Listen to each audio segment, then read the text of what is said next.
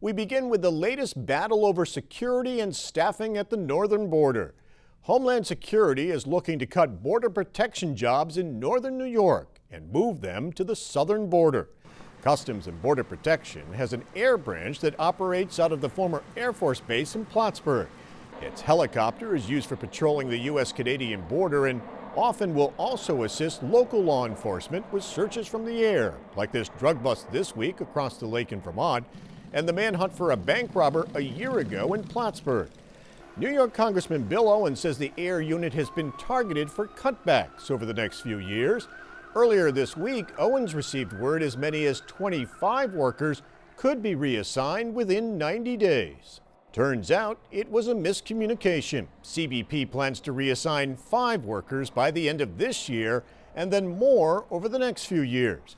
But after a buildup to fortify and improve border security after 9/11, Owens says cutting any jobs at the northern border would be a mistake. This all arises out of our national preoccupation with the southern border, which is, in my view, although an issue, it is one that cannot be solely focused on, as we have 3 other borders, including the northern border, which is the largest unprotected border in the world.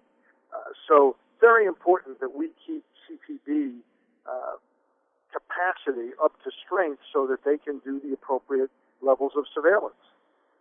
And if we lose these folks and their ability to man aircraft, this is a serious blow to northern border security.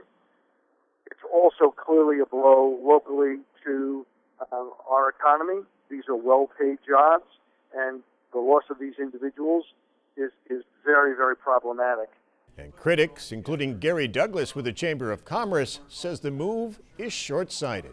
That is going back to the old game that was played for decades before 9/11, in which the northern border was robbed and under-resourced because political interests on the Mexican border down in Arizona and California pooled together anytime they wanted more down there, and they do need more down there, but anytime they wanted more, it wasn't go and do what and get the feds to do what they ought to do. It was let's steal it from the north.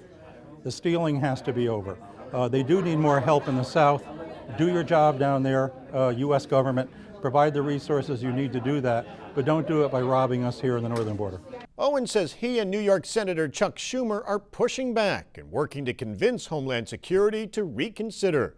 And Owens is also a member of the House Appropriations Subcommittee on Homeland Security, which has authority over federal spending for Customs and Border Protection.